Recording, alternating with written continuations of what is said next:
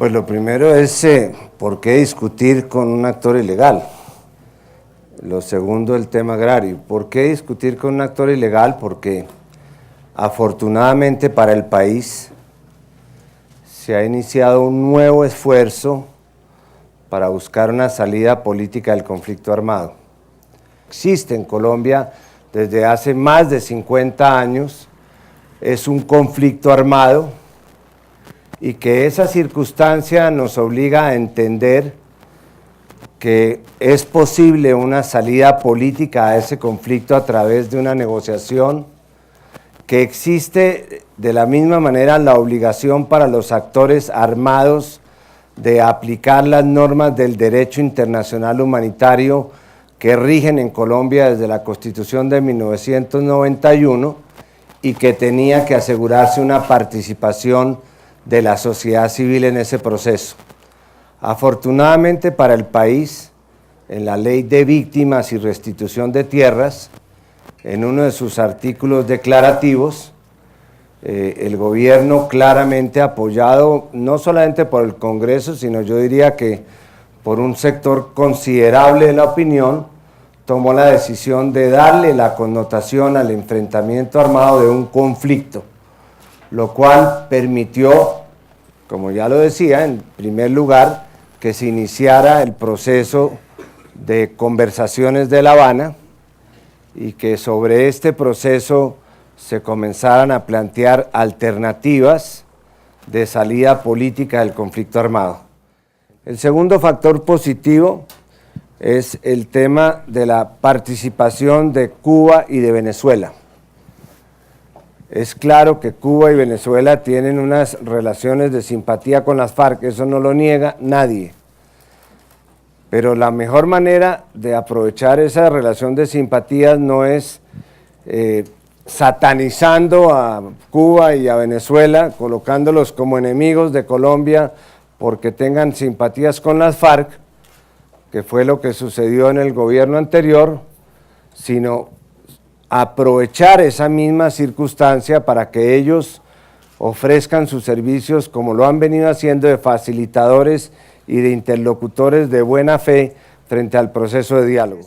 Es claro que la participación de La Habana es muy importante, la participación de Chávez fue y esperamos que siga siendo importante con Maduro, si lo eligen presidente, y en tercer lugar está el tema de las leyes que sacó el presidente Santos, que ya nos aproximan al tema de hoy, que son las leyes de víctimas y de restitución de tierras.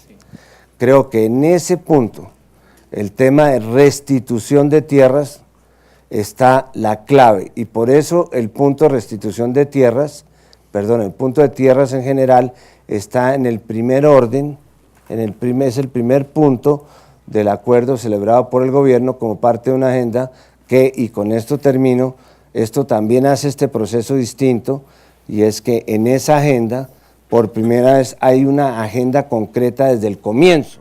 Por eso y porque creo que las FARC son conscientes de que esta es la última oportunidad que tienen de sentarse realmente a conseguir una negociación política, es por lo que yo apoyo los procesos de paz de La Habana y soy moderadamente optimista respecto a sus resultados. ¿Por qué es necesaria una reforma agraria en Colombia y obviamente el fortalecimiento del acceso a tierras en este país?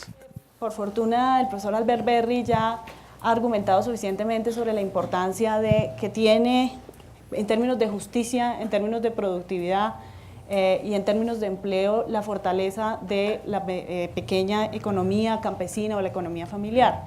Y yo para eso quisiera insistir en un dato en el cual ha insistido el informe o insistió el Informe Nacional de Desarrollo Humano y es en la estructura de distribución de la tenencia de la tierra en Colombia. El dato que tengo hoy es el más reciente, nosotros en el equipo del informe seguimos trabajando en estos temas y debo decir que en este momento en Colombia con los datos oficiales, los datos del IGAC, el 43% del área de tierra en Colombia está en manos del 1,62% de los propietarios, es decir, hay un problema absolutamente evidente e innegable de concentración de la propiedad de la tierra. Ya lo mencionó también Paola, quien me antecedió en el uso de la palabra, y fue otro de los datos, otra forma de medir el problema de la inequidad, que es a través de el indicador de Gini, que en Colombia es del 0,875, 0,875, en donde el máximo es 1, es decir, nosotros tenemos uno de los índices de concentración de la propiedad de la tierra más altos de América Latina y del mundo. Entonces, ese es un problema concreto y real. Y es muy importante que ese tema, esa problemática agraria, que es la problemática, digamos, de la tenencia de la tierra, que quedó por fuera del escenario de la política y de la discusión política, de la agenda política de los partidos durante muchísimo tiempo, hoy en día volvió a la agenda. Y volvió para retomar, digamos, reivindicando el papel del campesinado, del pequeño propietario, de la economía familiar, y no solamente, digamos, la apuesta de desarrollo agroindustrial y empresarial en el campo colombiano. Y eso es absolutamente valioso. Pero yo sí quisiera como nombrar 3 supuestos que a mi juicio son equivocados de los críticos de la incorporación de este punto en la agenda de las conversaciones de paz, digamos. Entonces, el primer supuesto es que, digamos, conversar con un actor ilegal sobre problemas de propiedad agraria es una gran innovación y algo inaudito y que nunca había sucedido en el contexto colombiano. En realidad, uno de los problemas que requiere, casi que diría desesperadamente, una normalización por parte del Estado colombiano, es precisamente la superación de la presencia masiva, contundente, generalizada de actores ilegales en el campo, muchas veces en interacción con el Estado. Yo les quisiera nombrar solamente 2 daticos.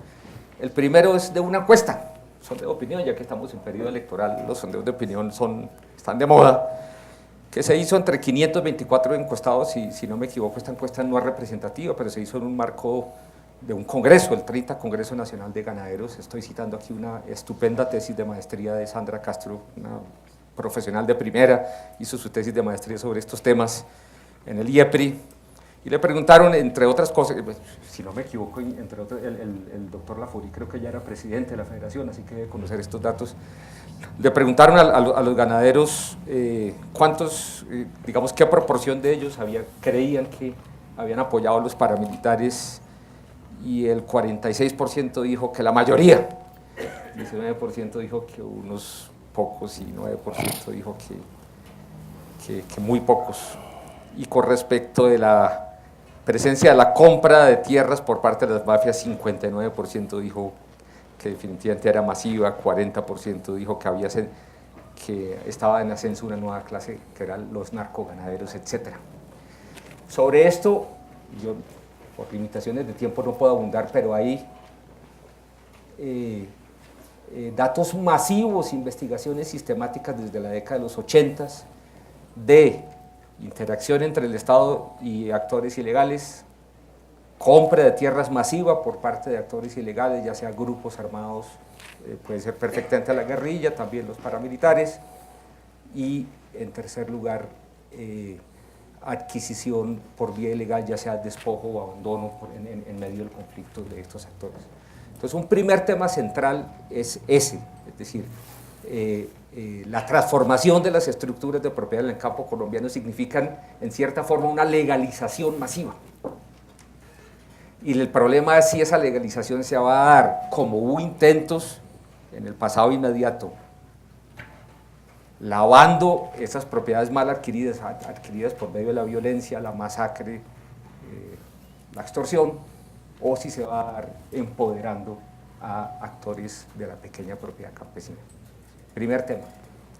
El segundo problema central es que este no es un problema puramente agrario.